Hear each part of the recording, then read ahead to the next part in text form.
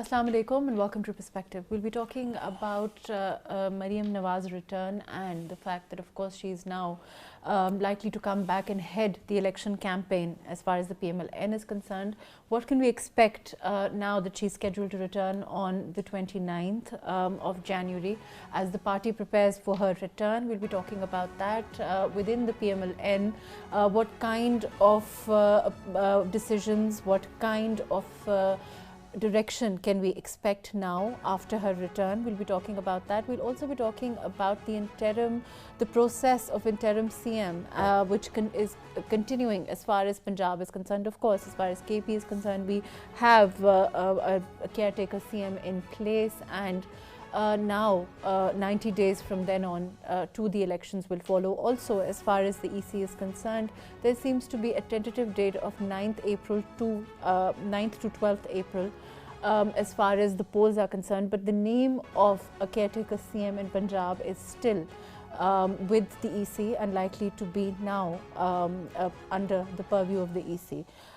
When the PTI says that they will not accept it, what does it mean, and does it really have any tangible consequences? Does it have any, will it bear any ramifications? All of that today on Perspective. I have with me Rana Maqbool Ahmad, who's a senator with PMLN. Thank you for being with us. And we have with us Fareed Rais, who is a political analyst. Thank you for joining us. Ji, Rana Sahab, the PTI says that they will not accept certain names if they come from the EC. What does that mean? Is that just hyperbole? Is that them saying, you know, it seems that this is them saying that they will not accept the Karachi poll results, but of course they are they're there at this time, and then moving on from there also. We are also seeing them move on and take decisions from there, but they, you know, on one side, of course. Is it politicking? What is it? Thank you very much. My Islam Sufri Saab to you as well. This is their second habit now, to resist without any reason, unfortunately. But I personally think if tomorrow Election Commission announces the nomination, what can they do? They can approach the Supreme Court. They may go to the Supreme Court.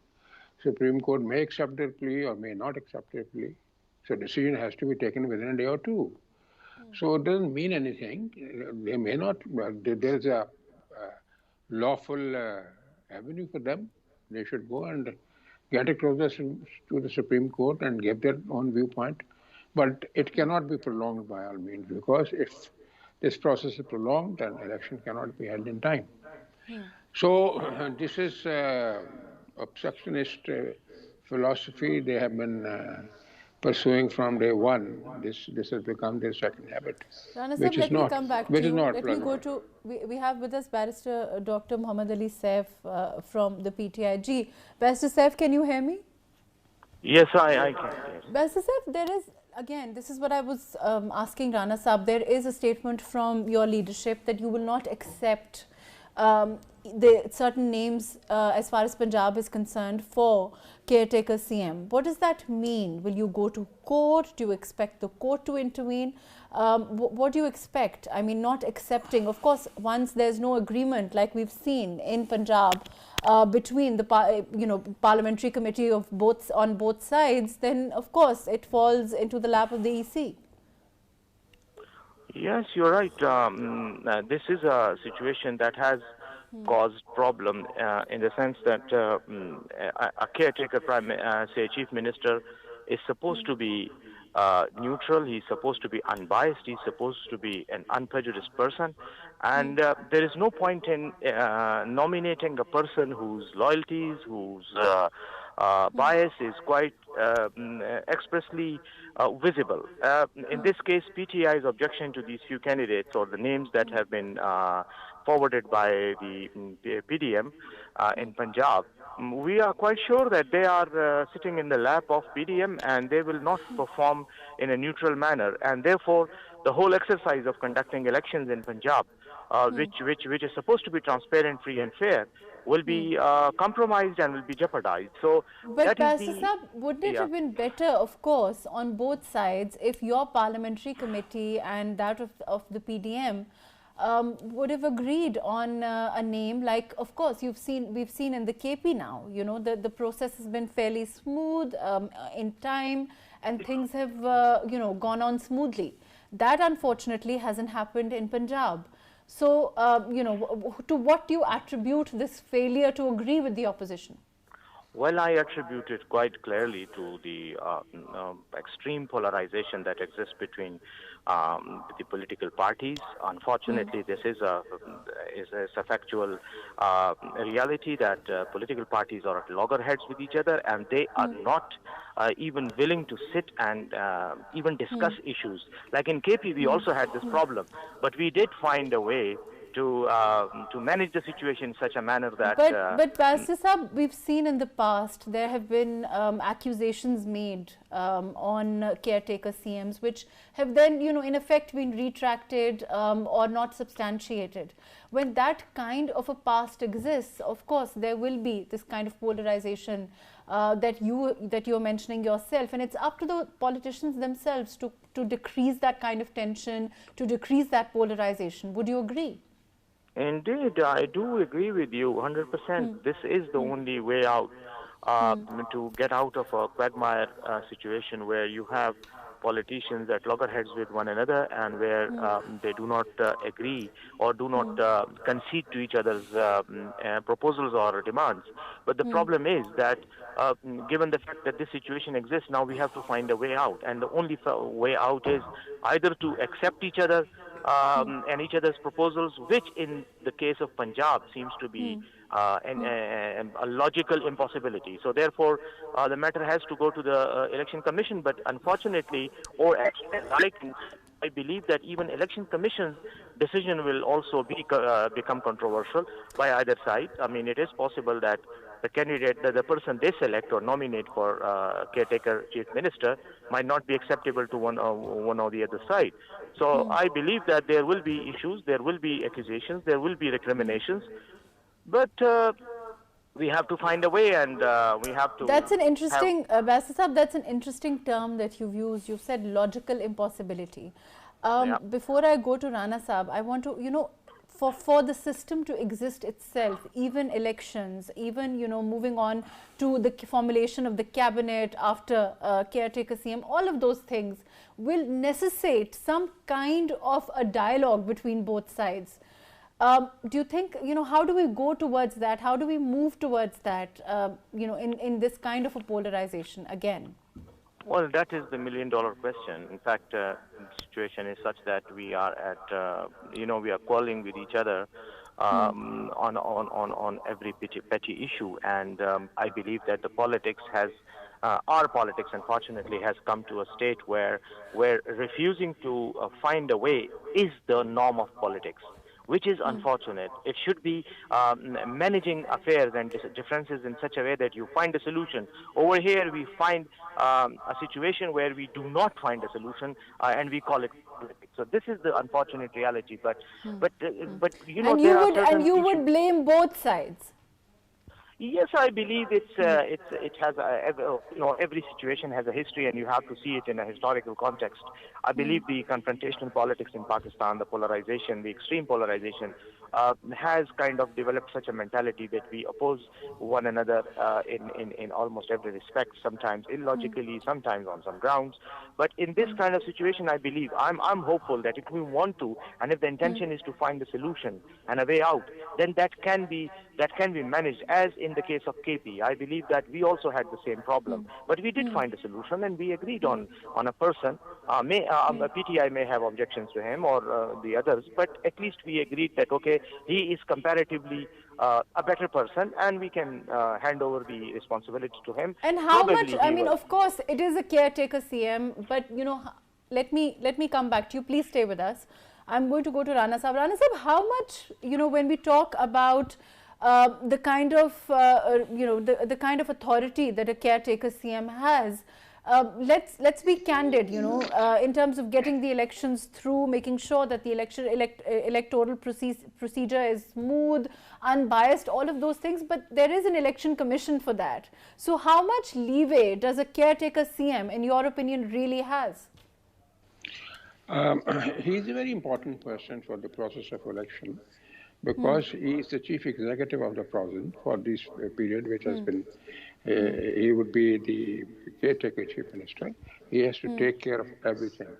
Since total, though constitutionally, legally, the administration becomes subordinate to the election commission, but the real boss is the chief minister.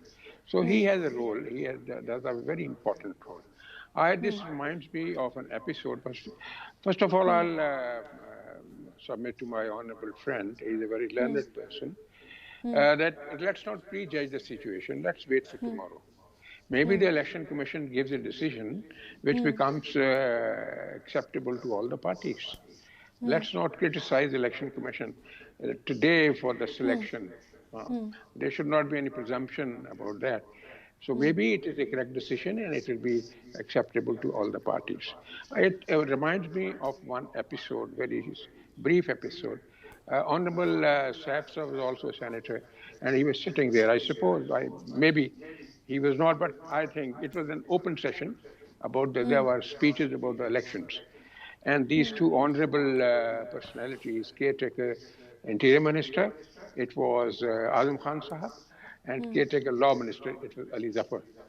So I stood up and tried to explain it to the Honorable House that Azam Saab is, what I understand, is brother of an icon of a police commander like Abbas Khan. And identically, Ali Zafar is the son of our teacher, a law laureate, Asam Zafar. So we expect a lot from them. And I expect genuinely and justified in accepting that they'll deliver and they will assert everywhere to do the righteous thing. And they'll catch hold of everybody whosoever is defying or resorting to any dereliction in the process of election. But unfortunately, the result was altogether different. Sometimes, even if you expect and try to choose a person of total neutrality position, but he is not able to deliver. So delivery also matters later on. Let's pray that, as he has rightly mentioned, right, polarization, let me come back to you. Polarization doesn't affect him. But right. I think the day after tomorrow, I personally think, and this is my sixth sense as well, you'll write a correct decision and both the parties will accept the decision of the election commission.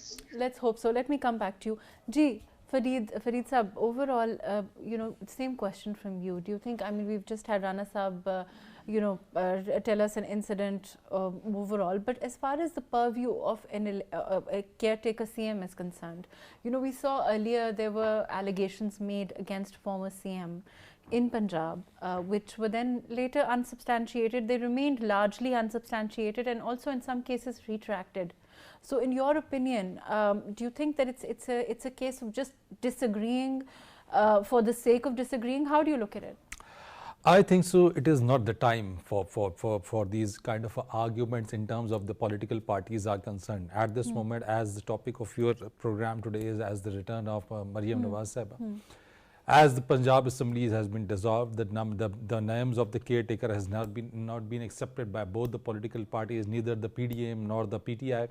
Now the matter will go to has been to the election commission, and the election commission will decide about the name of that. And as indicated by the former the CM Punjab but Parvez Elahi Saab as not yet former. Of course, Rana Saab is of the opinion that there will be a name that will be accepted by both sides. Hope so. It should be done. But as far as Punjab politics is concerned, in the year 2022, we have seen what had happened in the province of Punjab. The people of Punjab have been suffered from what they should have been availed of what they voted for. As you saw the ruckus in the Punjab Assembly, what happened over there. As you saw about the tussle, the tug of war between in the power of the Punjab politics over there. Now I think so that these kind of things should be settled once and for all. Let the elections in the Punjab as PTI dissolve the assemblies. I think so. Pakistan Tehreek-e-Insaf, and as far as the PDM also. They both should now start thinking about what the country is going through, the economic challenges, what we are going through, what a common man is going through at this moment, what are the challenges in terms of our economy, how we can resolve that thing. The only responsibility of the caretaker is to make sure about to ensure that the elections are free and fair. And of course, I mean, the basic question but that's over the here, EC also, but right? the basic question over here is what I am raising the question again and again, and what I ask it because I haven't got the answer till now, that who will accept the results of the election which would be held in Punjab? Who will accept the results? I hope that of the Barrister Saif is with us. Ji, Barrister Saab, are you here with us? Yeah, I am. Ji, Barrister Saab, this is a question for you. I guess, you know, overall, as far as the election results are concerned, at this time there is a statement from your party as far as you know, Sindh is concerned, Karachi is concerned, that you don't accept the local polls. Yet the process further to that is the PTI is being a part of that. It's continuing. If the kind of polarization you yourself have mentioned, whatever the results may be, if they are not to the expectation of the PTI, will you accept the results, or will there be again the kind of you know, agitation that we've seen, the kind of politics of agitation that unfortunately we've seen in the recent past? Well, you see, it's just like forecasting the future and making assumptions about what will transpire later in the post-election scenario.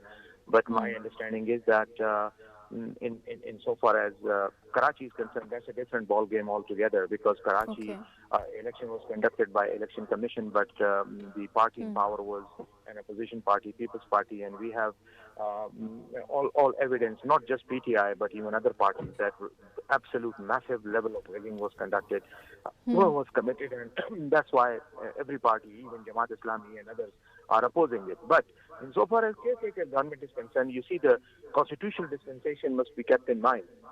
The Constitution provides that if the parties do not, the opposition and the government does not agree, the matter has to be decided by the Election Commission, and then it stops there. So it means that the final verdict lies with the Election Commission.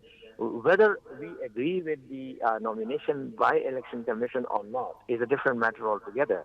I understand that if the person nominated by the Election Commission is not acceptable to PTI or anybody else, I mean, the only course open is probably, I'm saying probably because there has been no precedent as such for that, but the only course of action that would lie is before a court of law, which I think would not entertain it, in the sense that election has to be conducted within a certain given time, and if there is no bias apparent on the face of that decision by Election Commission, then probably it will prevail. But insofar as rigging is concerned, of course, I believe that the conduct of the caretaker government will have to be kept in mind, and the conduct of Election Commission has to be kept in mind.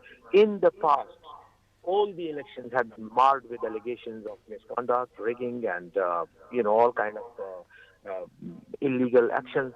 So my understanding is that we must be ready to face such allegations in the future elections as well.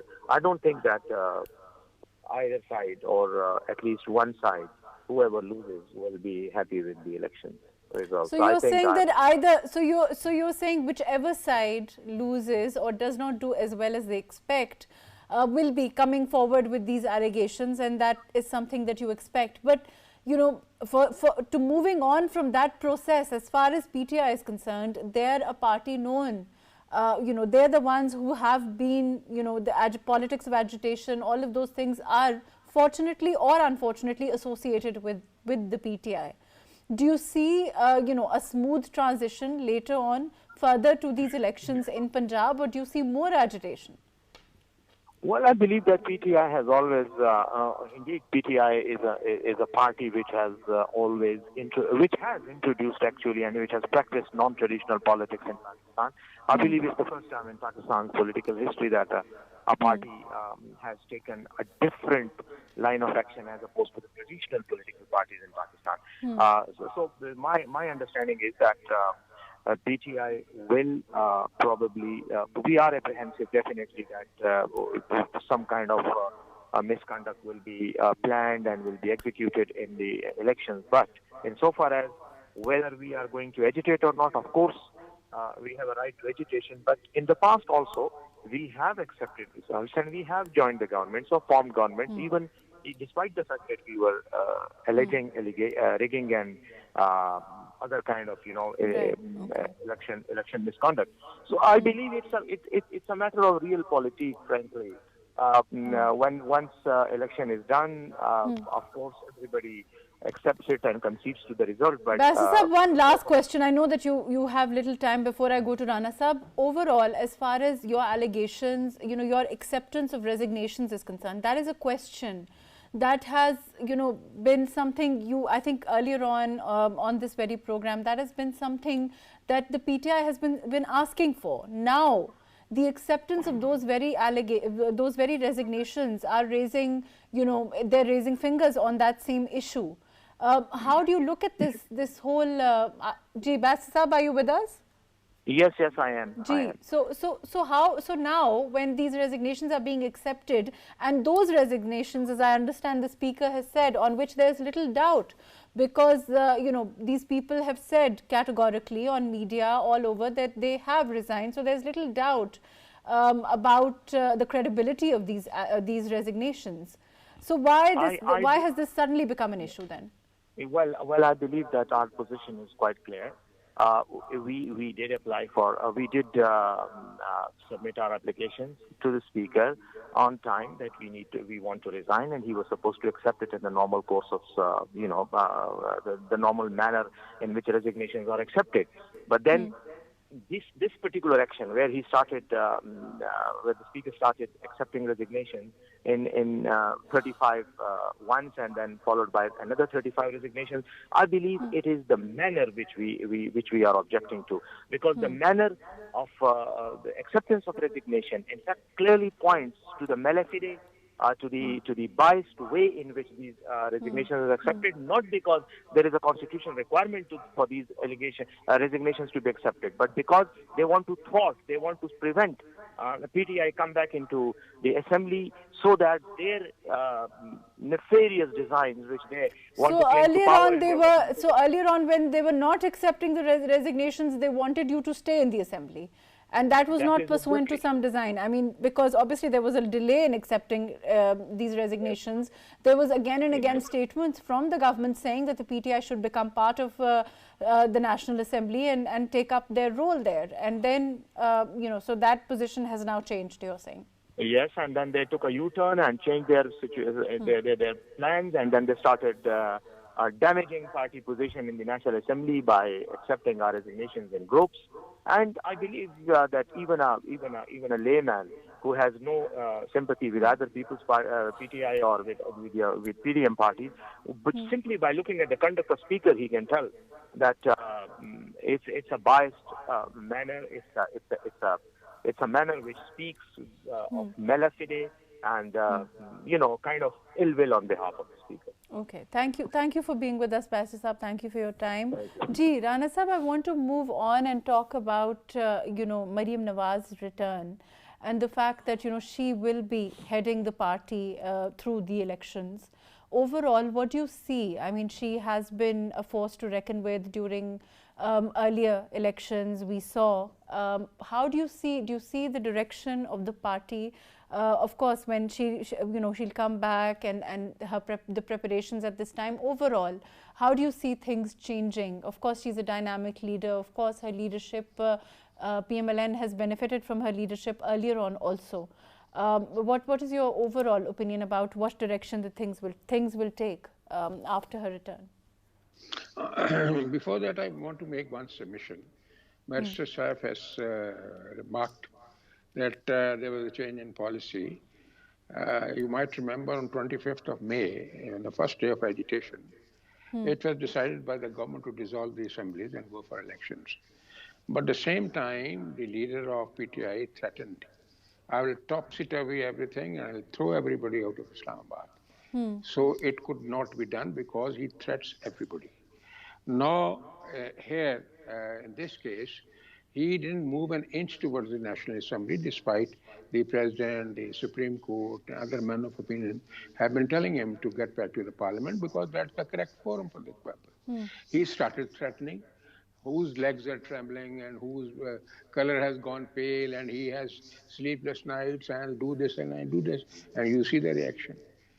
There has to be some ethics, some manners, some etiquettes, some demonstration of patience, amity, understanding, respect for others. He wants to do and bulldoze everything with force. It's therefore this change of policy in the National Assembly is. Now, getting back to Mariam, luckily she is coming, mashallah, she underwent that procedure and she has come out of it and she is absolutely no good in health. And she'll be landing not on 29th, on 27th. She'll start off on 26th and land on 27th at Lahore Airport, and she'll be given very warm welcome because we need her. And you have rightly pointed out about her charisma and about her creative politics. It will bring a sea change in the policy of the political life of the Muslim League, and it will galvanize everything, her coming, and the basic purpose is to mobilize the public and try to persuade the people what has happened and what's the now under the new circumstances, the narrative of the party. And she will have to give a program, and she'll give a program to the people, what they are up to and how would they repair the damages which already have been done, and bring a normal life to the people and rescue the nation from this quagmire of turbulence and uncertainty and high inflation. This is the mission. All the same, she is not a tested person. The tribulations and the predicament she has underwent. You remember, you are yourself honorable lady, she was a mother, she was a daughter, the way she was treated and these hardships, very few ladies come across in their life. She was confined into a death cell and medicine was stopped and she was not given proper food, she was not well in those days, and all these, and she was not allowed even to talk for a moment to her dying mother. So it was a very tragic situation. We shouldn't have done this. So the tradition of Yazid was in a way revived by our friends like PTI leadership, but she has been through this very bravely. So let me come back to you. On that note, let me come back to you. Fareed Sahab, overall, as far as leading electoral campaigns are concerned, certainly Mariam has done so before also. Mariam Nawaz has been responsible for, we saw numerous electoral campaigns during the last couple of years. Even we saw in Gilgit-Baltistan, we saw, overall in Punjab also. As far as leadership is concerned within in PMLN, how do you see this development? Of course, we have been hearing that, of course, after her return, perhaps Mia Saab himself, Mia Nawaz Sharif, will return at a later date. Of course, there are no confirmations till now.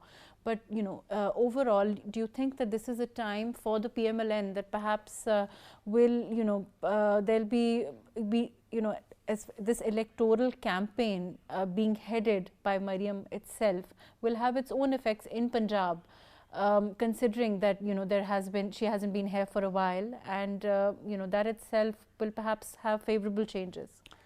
I think so.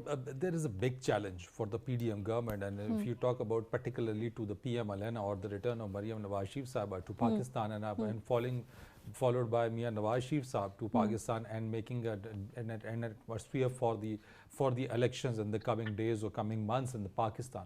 I think so. The PDM government has to face a very big challenge in terms of the biggest challenges here is the economic challenge. As far as the inflation rate is concerned, the Pakistan Bureau of Statistics, as you must be aware of, that it's more than 31% of the inflation rate at this moment in Pakistan. Now, the current government is trying its level best to make sure that all the talks with the IMF should be done so that the IMF should release the amount which Pakistan is badly needed. But as far as the tough, the difficult decisions were concerned and which was expected to be taken by the current government. Before that, Mifta Ismail Saab was there for the PDM government. The finance ministry was with him, but afterward the return of Mr. Ishaq Dar Saab, and there were much expectations, and everybody was eyeing on Ishaq Dar Saab on his return. That you're saying that there are challenges, and yes, there are challenges. Yes. But at this moment, I feel, as far as my opinion is concerned, that the current government delayed in taking some kind of the tough and the difficult the decision which should have been made earlier, because as each day is passing by, the current situation and the challenges is multiplying over there. Now the government has decided to take some kind of tough decisions. They have decided to impose some kind of taxes. But at the other way around, the return of Mariam Nawaz Sharif Sahiba and the return of Mia Nawaz Sharif Saab over there, and by taking over and leading all the political campaigns in terms of all the elections, whether in Punjab and KP or the general elections, I think so the tough decisions taken by the current PDM government will be knocked by the PTI. They will criticize this kind of a thing, and definitely PTI will take this thing into their own political campaign. But but the point is, let me come back to you. I have with me Iftikhar Ahmad, who's a senior journalist. Iftikhar Saab, can you hear me? Yes, I can hear you. Iftikhar Saab, we're talking about Mariam Nawaz's return to lead the party through these polls in Punjab and its effect overall on the PMLN, on their election campaign that is likely to happen very soon, start very soon. How do you see this? And of course, as far as the tough decisions are concerned that have already been taken by the PDM and that are likely to still, that are likely ahead very soon. How do you look at, do you think that the voter is cognizant of the fact that these decisions had to be taken and that this is moving towards a long-term, economic revival, or do you think that, that understanding, that awareness is not there? I think economic revival is far away. Just wait for another year. I don't see economic revival in the future. Months. It will take at least 1 year if we start working tomorrow on the economic revival. 1. 2, Mariam definitely will do her best to win the election, and she will lead the party. That is a positive point with the PMLN, because she can deliver the leadership which is required during election campaign, and she will do. No, but the question is, when we talk about tough decisions that were earlier delayed by the PTI that fell into the lap of this government, do you think that how do you look at, how do you rate our voter in Punjab at this time?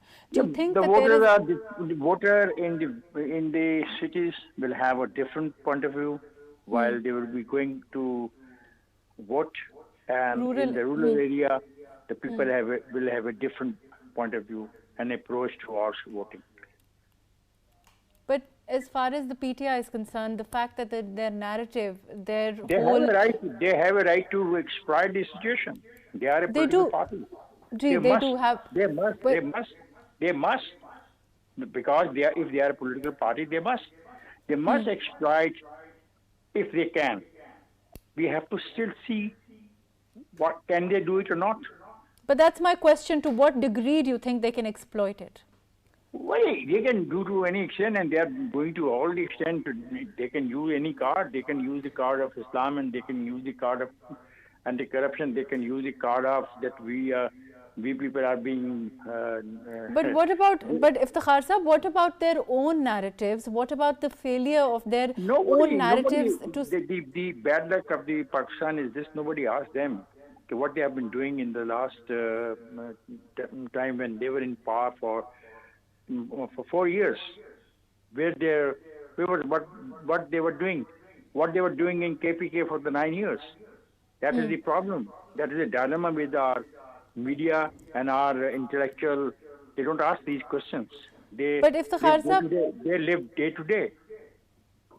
Iftikhar Saab, as far as there are numerous, of course, there's a rumor mill. There is a lot of there's no end to sensationalizing issues like the elections, like the caretaker setup, all of those things. Before I go to Rana Saab, overall, do you think that there is, there is anything to these kind of rumors that do happen time to time. Of course, there's no constitutional provision for it. When we talk about elongating the caretaker setup, or we talk about a technocratic setup, all of those things. There will be no technocratic setup in Pakistan. It will be unconstitutional. One very clear word from me. Okay. And as far as this system is concerned, the KPK has decided it, and today they had a new chief minister who is there to caretaker, look after the caretaker setup. They have decided it, and sooner Punjab will have its caretaker setup. That's all. Do you think it will have ramifications for the National Assembly also? Why? Why? The National Assembly will complete its tenure, the tenure which has been mentioned in the Constitution. And yes, if the Prime Minister feels that he wants to dissolve the Assembly, he has the right to do it. But no one can force them. They have been trying to force them since the last April. But isn't it true? Because I believe in the Constitution, I will go with the Constitution. If the Parliament decides that they have to go for the election, they are the people who will decide it. Not some mob will go and try to capture the assembly chambers or a speaker room. No, not at all. But what's happening as far as the National Assembly is concerned? There is acceptation. Let the National Assembly complete its tenure according to the Constitution. No, but when the PTI suddenly decides that it is now, willing to go back into the National Assembly, they can go. They should go. They should go. They should go if they want to go. They should go. If they are the member of the Parliament, they should go and sit over there and criticize the government policies. No, but if the Kharsab, they haven't been wanting to do so for nearly a year now after the resignations, and now that the resignations are being accepted. It is because of two wrong things. One, of Darsab coming from England and asking I am still the member of the Parliament. Second, the man from the MPA, I don't remember his name, who has been a federal minister also. He remained out of the Provisional Assembly Punjab, and one day he decided, no, I am going to the Punjab Assembly for the vote. These two examples are no good example, and they are using those two examples to justify their action. Let me come back to you. Ji Rana Sahab, I think this is a question for you. Which one? The same one, as far as what Iftikhar Sahab is saying, as far as the acceptance of these resignations are concerned, as far as PTI coming back to the National Assembly is concerned. He's mentioned Dar Sahab coming back. How would you explain it then? Do you think that it's same treatment is being meted out? How do you answer this? I've been always advocating this thing that they must get back to the National Assembly, they come back to the Parliament and they participate in the parliamentary practices. It's not very healthy exercise on their part. They quitted the Parliament voluntarily, and we were not only people like me, the government itself, the President of Pakistan, the Supreme Court asked them to get back to the Parliament, but they were insisting to stay out of the Parliament. Irrespective of what an MP has done or the finance minister has done. It was direct communication, and there were appeals to them. They were not coming. Now, once they thought there will be a caretaker government, and the leader of the opposition, the present leader of the opposition will play a role in appointment of the caretaker prime minister, then they thought of this. So their politics is not very imaginative, and academically, they're not very up-to-date, except for creating a lot of commotion and purposeless commotion, wasting time, wasting energy. This is what they have been doing. Their style has been very abusive, you know it. It was so derogatory, and they have wasted time. Now they want to come back. Their style, I've already mentioned today, that once they decided to come back, first of all, they threatened the government and the parliament. Okay, Imran Khan said, I'm coming. Now the legs are trembling of the opponents. Their colors have been facial colors have been gone pale. They have lost the sleep in the nights. So his posture and his way of addressing the people is so annoying and so aggressive. So therefore, this is the reaction by the parliament and by the speaker. If you Right, want fair to enough. come here to disturb peace of the parliament, we will not let you come because you have already resigned. This is our prerogative. We accept your resignation or not. So his politics is not politics of principles. His politics is politics of commotion and unnecessary schmozzle. Therefore, he will not be able to, because, or more so, he has to take the oath again if he wants to come. I don't know whether he can take the oath because in his previous membership, he was disqualified by the election commission. So this is Right, fair enough. another issue. Let me go to Fareed Saab. Unfortunately, we're out of time. Ji, Fareed Saab, your comments overall as far as this resignation scenario is concerned. Yes, as we all know about this thing, PTI was not of this opinion that they would come to the assembly and they will come back and they will serve some kind of a things over there. They were they just wanted to exert some kind of a pressure over there. And after the vote of confidence which was acquired by the CM Punjab Parvez Lai over there, PTI got confident that they have the numbers and they can manage the numbers, as they claimed that many of the PMLN members of the National Assembly, they are claiming this thing that the PMLN people and the members of the National Assembly, they are communicating with the PTI. But they've been claiming for a while. Yeah, they have been. This is the thing. But as Rana Saab discussed over it, that's okay. They gave an indication for the vote of confidence for the Prime Minister.